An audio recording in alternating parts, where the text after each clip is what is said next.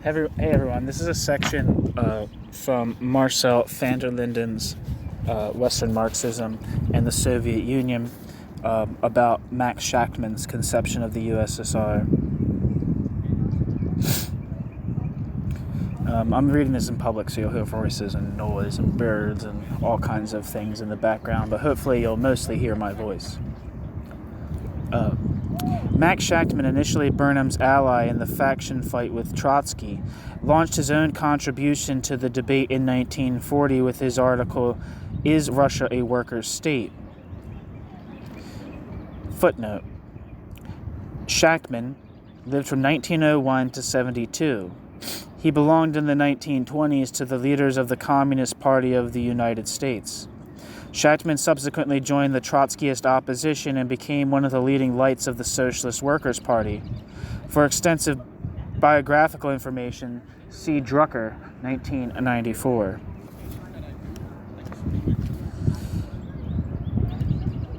Max Shachtman, back to the text. Contrary to Burnham, Shachtman set out from the idea that the October Revolution had been genuinely proletarian and that the gains made had been lost only after the Stalinist, quote, counter-revolution, end quote.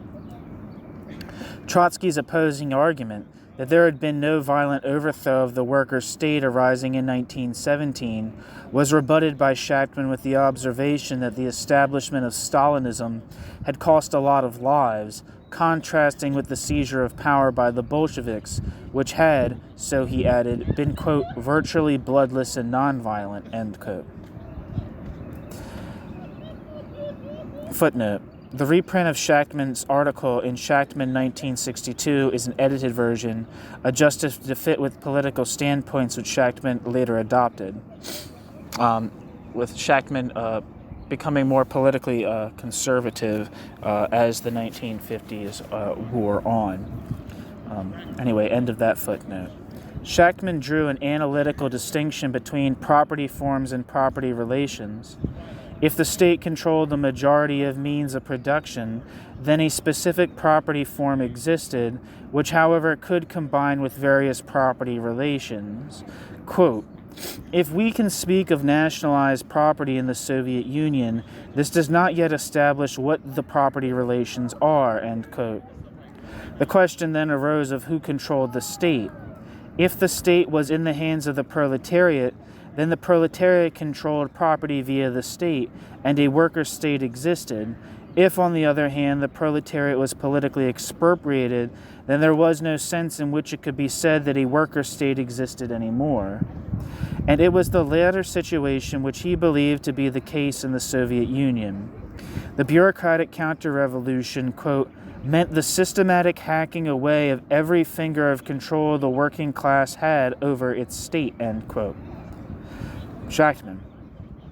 Bureaucratic property relations with a new ruling class, the bureaucracy, were the result. While Rizzi and Burnham regarded the bureaucratic class as the future rulers of the whole globe, Shachtman opined that a short-lived and regionally limited phenomenon was involved.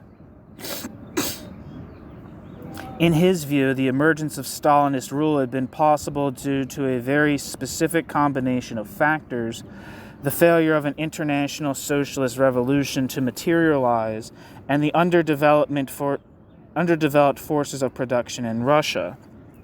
In the highly developed capitalist countries, revolutionary resistance would lead to a socialist society, which would mean the end of the Soviet Union in the not-too-distant future. In the 20th century, all events and phenomena tended to, quote, be telescoped in point of time, end quote. Shachtman. The bureaucracy would therefore soon collapse because it constituted a, quote, ruling class of an unstable society which is already a fetter on economic development, end quote. Shachtman. The Soviet Union was a, quote, reactionary obstacle, end quote, for socialism, and a proletarian overturn would maintain the property form, nationalization of the means of production and exchange, but fundamentally changed the property relations. Nevertheless, it was conceivable that socialists would defend the USSR against capitalism if capitalism would undermine nationalized property.